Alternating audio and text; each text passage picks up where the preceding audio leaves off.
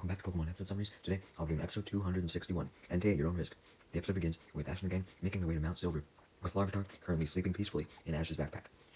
indicating that it was happy to be on the journey with Ash, being comfortable around him to sleep. Larvitar soon wakes up though, and Misty and Brock try to talk to it, encouraging it to get out of Ash's backpack and see the outside world so it could become more comfortable with it, because, that was kind of the goal of Larvitar going with them, was to make it more comfortable with the world. But Larvitar simply hardened in fear and almost curled up into a ball because he was so scared by Brock and Misty, leaving Misty mad at the fact that Larvitar only cared about Ash, with Brock simply mad that he was unable to comfort a Pokemon despite him being a breeder in training. Seeing Larvitar scared, Ash instantly picks him up and hugs him, comforting it, explaining that he would protect it at all costs from mean trainers like the poachers that captured its egg before, and Misty, leaving Misty angry that Ash had compared her to poachers. Upon hearing this, Misty and Brock tell Ash that he should stop babying the Larvitar and let it face its own fears, once again reminding him that was the whole point of them taking Larvitar. Ash simply responds by explaining that he was going to get rid of Larvitar's nervousness by showing a lot of affection to him and bragging about the fact that Larvitar only would open up to him or Pikachu, leaving Misty and Brock pissed off at the fact that Ash wasn't taking their advice seriously. Misty then brings up the point that Ash couldn't get rid of Larvitar's nervousness all on his own because he would still be nervous around a whole bunch of Pokemon, and the only way to make Larvitar not nervous around Pokemon was to have it get experience around them, and Ash agreed with this. Just then, an Ursaring that was seemingly angry for no reason runs out of the bushes and fires a Hyper Beam at Ash and the gang, causing them to run away in fear as it continues to shoot Hyper Beams.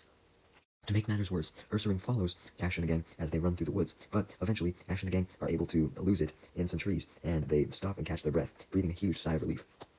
Larvitar was kind of bored with Ash and the gang just sitting there, so he decided to wander off a little bit, although Ash still kept his eye on him, so when Larvitar spotted some hot springs with some wild Pokemon in it. Ash noticed some Houndour, while Brock soon noticed some Apom. Seeing how the Mons were really enjoying the hot water,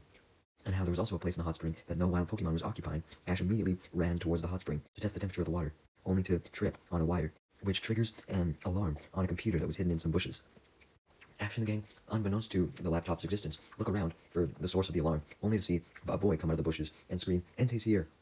and challenged it to a battle. This got Ash excited, as he really thought that Entei was in the area, and Entei was a legendary beast and all, just like Raikou and Suicune. But when the boy saw Ash, he disappointedly clarified that Entei actually wasn't there, realizing that Ash had triggered his alarm, since he was standing close to the tripped wire. The boy then introduces himself as Nelson, as Ash introduces himself, Misty, and Brock, and Nelson explains that it was his lifelong goal to capture Entei, being so focused on it that he had studied all the recent Entei sightings and managed to determine that Entei should show up at these springs next somehow, since it was supposed to be one of his favorite spots apparently, as he had appeared here before. Around this time, he then explained the reasoning for the traps, being that he wanted to catch Entei so bad that he would go through drastic trapping measures to do so, but assured that Entei would not get hurt. Just then, the same angry Ursaring from before came from out of some bushes, making Ash and the gang panic, but thankfully for them, the Ursaring didn't even focus on them whatsoever, and was merely focusing on the hot spring, diving into them and roaring in amazement as it began swimming in the spring with a whole bunch of other wild Pokemon, including a Girafarig, Swinub, Piloswine, Houndoom, and another Houndour and Apom. Ash and the gang were confused by Ursaring's behavior, leading Nelson to explain that the hot springs had the ability to help Pokemon relax and also heal them, so that's totally why Ursaring went in the hot spring. Nelson then clarifies, getting back to Entei, that he had set up traps all over the place and decided that he should now go check on them, since Entei was always moving, so he should always be moving as well. With Nelson gone, Ash decided to let out all of his Pokemon so they could relax in the spring after hearing that it helped Pokemon relax, and he also wanted to let out all his Pokemon so that they could introduce themselves to Larvitar for the first time. However, Totodile instantly runs for the water and begins to dive inside when Ash tells all his Pokemon to wait and not go into the springs yet, as he wanted it to introduce them to Larvitar, leading Totodile to land on its face since it tried to stop itself from jumping into the hot spring. Anyways, Totodile quickly rejoins all of Ash's other Pokemon, and now that they were all together, Ash formally introduces Larvitar to them, although Larvitar was shy and frightened around all of them, leading some of the Pokemon to try individually to introduce themselves to Larvitar, hoping that one-on-one would go better. Totodile tried first, since it felt bad for almost jumping into the hot spring, and tried to cheer Larvitar up by dancing for it, and then grabbing its hand and spinning it around. Unfortunately, Totodile dances a little too wildly, and ends up letting go of Larvitar's hand, sending him flying into Cyndaquil, which makes both of them stop in fear. Phanpy then goes up to Larvitar and simply tries greeting it, and since Phanpy and Larvitar were of similar size and similar energy, Larvitar seemed to almost get along with Phanpy, but Larvitar was then startled once again, as Bayleaf came up to it, and tried to swing it around in its vines, thinking that Larvitar would like this, even though it didn't. Larvitar didn't even respond well when Bayleaf added in a little lullaby, or when Noctowl tried to greet it, since Larvitar was too intimidated by Noctowl, believing it to be too cool for him. Ash tries to assure Larvitar that all of his Pokemon meant no harm to it, and they were all his friends, just like Ash was. However, Larvitar did not trust them. It was too fucking scared, so it screeched out louder than an annoying-ass kid, making everyone cover their ears in pain. In order to calm themselves down from the pain all the Pokemon were in, they had to fucking go inside of the hot springs to relax. While they all started playing around and swimming, Ash took the opportunity to try his best to comfort Larvitar so that it wouldn't screech out again, and since it was just Ash by him, Larvitar had no problem with this. So, with Larvitar now calm, Misty felt it was time to send out all of her Pokemon to join the fun in the hot springs as well, as she sent out her Psyduck, Goldeen, Staryu, Politoed, and Corsola. Obviously, Brock's rock types, Onix and Geodude, couldn't go in the water, but this didn't stop him from sending out his Crobat and Pineco to enter the water as well. Misty seemingly failed to remember, though, that it wasn't just Brock's, Onix, and Geodude who didn't like the water, but Psyduck didn't like swimming either. I mean, it liked the water, but it couldn't swim. So, it splashed around, getting back onto the sand, but in the process, its splashes hit Larvitar, making him uncomfortable again, which made Ash a little frustrated, as Larvitar finally seemed to begin getting comfortable watching all the other Pokemon in the water, but now that Psyduck had splashed it, it wasn't in a good mood again. Misty retorted that Ash should have kept Larvitar away from the springs in the first place, since it obviously wouldn't like water, being a rock-type Pokemon. She continues to show very little regard for Larvitar, as she continues to try to get Psyduck to swim in the water, despite it not being able to, which causes more splashes, making Larvitar even more uncomfortable. Psyduck wasn't comfortable either, obviously, as it managed to escape Misty trying to force it into the water by running onto the sand and burying itself in it. However, being buried actually seemed to make Psyduck happy, which confused Ash and the gang, so Brock felt the sand to see if there was anything odd about it, only to realize that Psyduck was happy because the sand was hot, so it could enjoy the warmth of the hot spring without actually going in the hot spring. This gave Brock the idea to send out his Geodude and Onix to enjoy the hot sand as well, so they could feel how warm a hot spring was without having to go in the water. Onix instantly makes a bed for itself in the sand, although it buries Psyduck in the process, and knocks over Geodude. This led Geodude to spot Larvitar, and noticing that it was another rock type, he wanted to basically try and make it stronger by pushing its limits, as he literally pushed it over, trying to fight it in an attempt to train it. And when Geodude pushed it, Larvitar, of course, landed headfirst into the sand, which initially scared Larvitar. But Larvitar actually liked this, since it was a rock Pokemon, and it loved the warmth. A while later, when Larvitar had gotten back up, all of the Mons that were in the hot springs wanted to join the rock Pokemon on the sand, and they did so, circling around Larvitar, as Larvitar refused to move from its warm spot. Ash didn't bother telling it to move, as he was just glad to see Larvitar finally happy and enjoying himself, and not so scared of anything, but he soon realized that he probably should have told Larvitar to move out of the way, because Cyndaquil and Totodile decided to playfully throw balls of sand that they had made at each other, and this led all of the other Pokemon to get involved as well, including Misty's Togepi, and Togepi accidentally hit Larvitar by accident with the sandball, knocking him down. Pikachu tries to comfort Larvitar, but Pikachu ends up getting hit by another accidental sandball, this time by Totodile. And this just makes Larvitar even more upset, since it liked Pikachu out of any of Ash's Pokemon particularly, so it screeched very loudly again, making everyone have to cover their ears. Ash begged Larvitar to stop screeching, explaining that it could harm everyone's ears, even if they had their ears plugged, but Larvitar continued. Meanwhile, Team Rocket was spying on Ash and the gang from some bushes, as usual, with Jessie complaining about how they weren't able to capture Larvitar last episode, and how she still wanted to.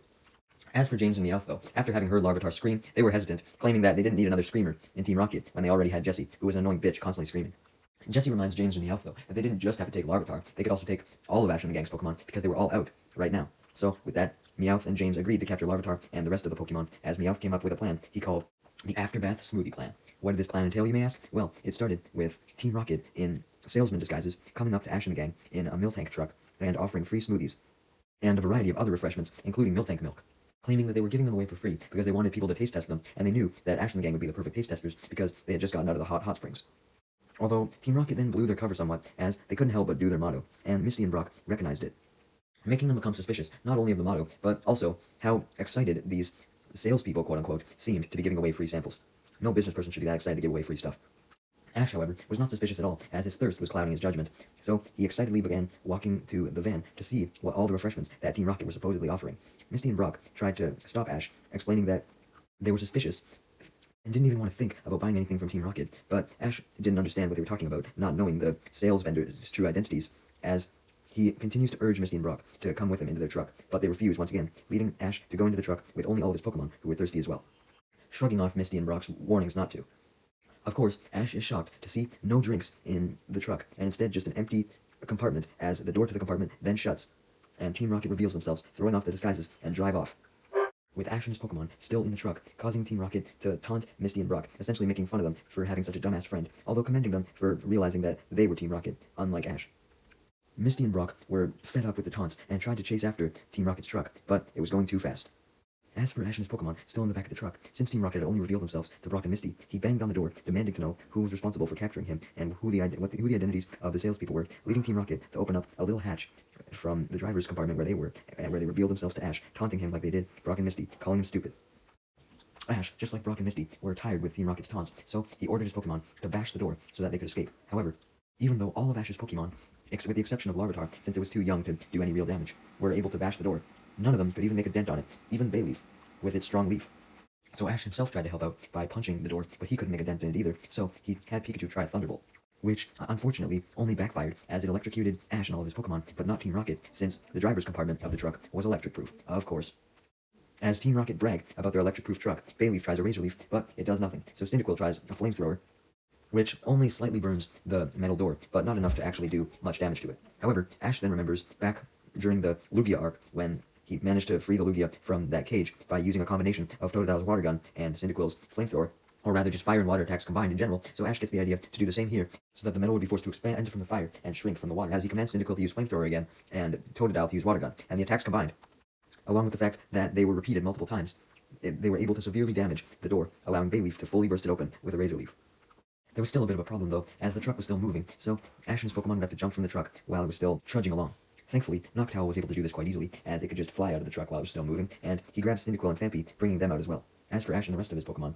they grabbed onto Bayleaf, with Ash holding on to the little Larvitar, and Bayleaf used his Vine Whip to grab a nearby tree and pull Ash and all the other Pokemon to safety out of the truck. However, as they all land on the ground from the tree, Ash loses hold of Larvitar, and he's about to go crashing onto the ground, but at the last second, he's saved by a Pokemon called Misdreavus, and instantly returns it to Ash, leading Ash to thank Misdreavus for saving Larvitar's life, as Ash hugs Larvitar, happy to have him back. Ash then checks his Pokedex for information on Misdreavus, as this was one of the first times that he had ever seen one, when suddenly Nelson runs up, revealing the Misdreavus to be his. Just then, Misty and Brock appear behind Nelson, and reveal that they had run into Nelson while they were running after Team Rocket, and had told Nelson about what had happened, which led Nelson to want to help Ash and the gang, and save Ash and all of his Pokemon, and he managed to actually save Larvitar with his Misdreavus. While Misty busily examined the Misdreavus, taking an interest in it because she found it pretty, Nelson requested that Ash battle him as a reward for him saving Larvitar with his Misdreavus, explaining that he wanted to practice Misdreavus' attacks because he was going to use Misdreavus to help him capture Entei. Adding that Ash would probably like to see Misdreavus' moves in person, explaining that Misdreavus was very strong. Ash wanted to go after Team Rocket, but he realized that they no longer had any Pokemon in their possession, so there was really no point to go after them right now, so he accepted Nelson's challenge, wanting to see Misdreavus' moves in action. Curious to see how they would do well against Entei. Also, Ash wanted some practice for the Johto League. Meanwhile, as for Team Rocket, they had finally noticed, having stopped the truck, that Ash and the gang, or rather Ash and his Pokemon, had escaped, and were initially very depressed about this, but Meowth tried to cheer James and Jesse up, first with the fact that they still had drinks that they just didn't show Ash and the gang, and secondly, he had a plan B, which did cheer Jesse and James up. Anyways, since Ash wanted so much practice for the Johto League, he requested that the battle be a full-on battle. However, since Nelson only wanted to use his Misdreavus, he agreed to a 2-on-2 battle, sort of meeting in the middle. He would use one other Pokemon if Misdreavus lost, and Ash would be able to use another Pokemon. So, Brock took the position of referee and started the battle, as Ash sent out his Phanpy and Nelson sent out his Misdreavus. The reason why Ash had sent Phanpy out was actually because Phanpy volunteered to battle, wanting to, and Ash didn't mind this at all, as he wanted to make his Pokemon happy. So if they wanted to battle, they could battle. So with that, the battle began with Misdreavus getting off the first attack with a headbutt. However, Phanpy met the headbutt with a takedown, which overpowered the headbutt, damaging Misdreavus. Misdreavus quickly recovered though, and used Swift, but Phanpy was able to diminish the damage of the Swift by using a Defense Curl, mostly entirely blocking the attack. Misdreavus then goes for Psybeam, leading Phanpy to try and dodge by using Rollout, but Phanpy was unable to get away fast enough, as the Psybeam hit it and confused it since it was a Psychic attack. With Phanpy now confused, Ash worried that he would lose the battle, but Phanpy still seemed confident. Nelson was extremely confident as well though, as he revealed the move that he planned to use against Entei, his secret attack, Mean Look. Ash, however, was very confused as to how this attack was supposed to do anything against Entei if it couldn't even do anything against Phanpy, as he noticed that Phanpy had seemingly taken no damage from the attack. So, Ash was confident to have Phanpy continue to battle. However, Misty advised that he recall Phanpy to get rid of the confusion that it was under, so that Phanpy could battle better, and Ash obliges as he recalls Phanpy, only to find out that he couldn't, as the Pokeball's rays bounced off, much to his confusion. Ash comes to the conclusion that there must have been something wrong with Phanpy's Pokeball, but Nelson just laughed, as he explained that Mean Look's ability was to prevent substitutions in battle, or to prevent wild Pokemon from fleeing, essentially trapping them in battle. So not only did this mean that Ash couldn't recall Phanpy into his Pokeball, but it also meant that if Nelson could use Mean Look on Entei, then Entei couldn't escape him, and he could capture it. Nelson continues to laugh as he goes to finish off Ash's Phanpy, ordering Misdreavus to go for another Psybeam, but before Misdreavus can get the attack off, Team Rocket then shows up in their Meowth balloon, which had those fans attached to it this time, like it sometimes did, as they immediately deploy a little net from the Meowth balloon to capture Misdreavus inside, and then taunt Ash and the gang, just like they had done earlier, about how they were going to capture all of their Pokemon this time, as they do their motto, and proceed to do just that, as they activate a huge vacuum on their Meowth balloon that creates winds so strong that tornadoes are formed, specifically 3 of them, which make contact with the hot springs, as Team Rocket laugh, revealing their true plan. Not only did they want to capture Ash and the gang's Pokemon, but also all the wild Pokemon in the hot springs as well, as the vacuum proceeded to suck up all of the Pokemon in the hot spring into the Meowth balloon. As for Ash and the gang's Pokemon, Onyx wrapped itself around Staryu, who was in the water, allowing Onyx to pull Staryu out of the water before it got sucked up, and Onyx then focused its efforts on wrapping itself around all of the Pokemon on land to prevent any of Ash and the Gang's Pokemon from being sucked up. Since the Pokemon, especially Pikachu and Larvitar, who were holding on to each other, were extremely preoccupied with making sure they didn't get sucked in, they didn't realize that Pineco was still in the water and got sucked in. Well, it almost did, but Brock took action, desperately wanting to save his Pineco as he runs over to the typhoon that had been caused by the tornadoes interacting with the water, and he gets sucked up to the vacuum as well, although he's able to grab Pineco before either of them get sucked up. Brock panicked though, as now he realized that even though he had Pineco in his arms, him and Pineco were just going to get sucked up into the vacuum anyways. But then, the Ursaring from earlier, who was being sucked up into the vacuum, crashed into Brock, making him drop Pineco, which made Brock panic even more. So, Brock tried to get Pineco, but it only ended up making him crash into Ursaring again, launching Brock further toward the vacuum. Pineco saw this and was desperate to save its trainer, as it really loved Brock, and it was so desperate that it actually managed to glow and evolve, which Brock noticed, declaring that Pineco had evolved into Fortress. Fortress's evolution caused an explosion because Pineco was so excited to evolve, so it exploded, and this explosion ended up destroying the whirlpool, causing all the water to return back to its hot spring form as Brock, Fortress, and all the wild Pokemon fall inside of the spring. And Brock congratulates Fortress on its awesome job and its evolution, which makes Fortress very happy as it evolved and saved Brock just to please him. Ash and Misty then take notice of Fortress as well, and Ash uses Pokedex on Fortress to learn more about it. Nelson then reminded everyone that not all the Pokemon were free, as his Misdreavus was still captured in the net, so Ash had his Bayleaf use Razor Leaf to cut the net and free Misdreavus. Meowth was particularly enraged by having his plan foiled. So as Misdreavus went back to Nelson, Meowth turned up the Meowth Balloon's vacuum to full power, which unfortunately caused all the hot spring water to turn into yet another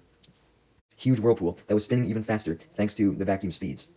Ash and the gang were worried about the long-term damage that could happen to the hot springs if the water kept being sucked out, but Meowth simply laughed as he told Ash and the gang that they should be more concerned about the whirlpool, as he was using it to surround the Meowth balloon to give them a wall of safety.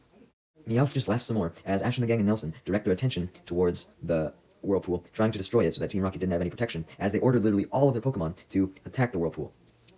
Unfortunately, the attacks were doing nothing, so all of the wild Pokemon joined in to help, even one of the Ursaring that was mad at Ash and the gang earlier, as the Ursaring used Hyper Beam along with several other Ursaring, and Houndoom and Houndour used flamethrowers, and some Apom and Girafarig used Swift. However, these attacks did nothing as well, unfortunately. Just then, though,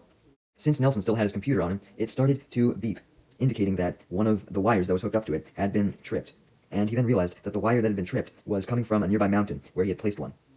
Realizing this, because a huge-ass flamethrower came launching down from the mountain, which hit Team Rocket and destroyed the whirlpool as a result, obviously, and they got hit so hard that they were sent blasting off toward the mountain just underneath where the flamethrower had came from. Ash and the gang were amazed by the flamethrower, but weren't aware that it had come from the mountain, as they questioned where it came from, leading Nelson to clarify. Meanwhile, at the mountain where Team Rocket had been blasted off to, they crawled out from the remains of the Meowth balloon, only to see the source of the flamethrower, a goddamn Entei, the legendary beast that Nelson was looking for. Team Rocket quickly realizes that Entei must have been mad at them for trying to suck up all the Pokemon in the area, since Entei was meant to be their guardian, and they try their best to beg for forgiveness for Entei, explaining that they would never do anything like that again. But Entei, of course, didn't believe them, as it used another flamethrower to send Team Rocket blasting off for real this time. As Ash and the gang see this flamethrower, along with Nelson, come from the mountain, they believe Nelson that that's where the first flamethrower came from, and Nelson sees how powerful these flamethrowers were, declaring that he knew they had to come from Entei, especially since his sensors had went off, indicating that something had hit his trap there. So, Nelson leads Ash and the gang to the top of the mountain where Entei was,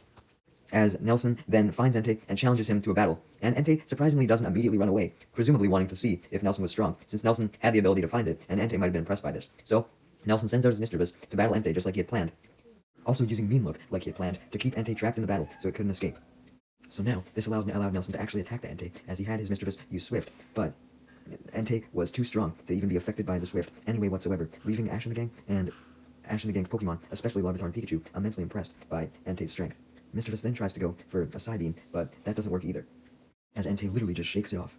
This leads Misdreavus to go for a different attack, being a Headbutt. However, Entei used Roar before the Headbutt could land, which forced Misdreavus to return into its Pokeball. Essentially, Roar had the opposite effect of Mean Look. Instead of preventing a Pokemon from returning to its Pokeball, it forced them to, and Nelson noted this difference. Nelson then realized that since Misdreavus was sent back into its Pokeball, the effects of Mean Look had been cancelled, so this allowed Entei to run off, running down the mountain, into the distance, out of sight. Nelson tries to call Entei back, but much to his sadness, Entei was gone. Nelson was even more sad, since he had failed to capture Entei, not knowing about the effects that Roar had, and he definitely didn't expect Entei to use a technique like that. He thought that Entei would be all like, brute force, because it was meant to be a strong legendary Pokemon. He didn't expect such a cool strategy, such as Roar.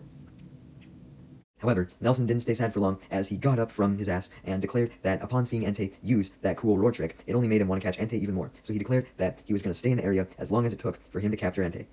Ash and the gang wish Nelson luck, stating their belief that he would be able to capture Entei one day, as they say goodbye to Nelson and continue on their journey. The episode then ends with Ash and the gang walking along a path, as Larvitar was now way more comfortable with all of Ash's Pokemon, who he let out momentarily onto the road to stretch. However, Larvitar was still uncomfortable with Misty,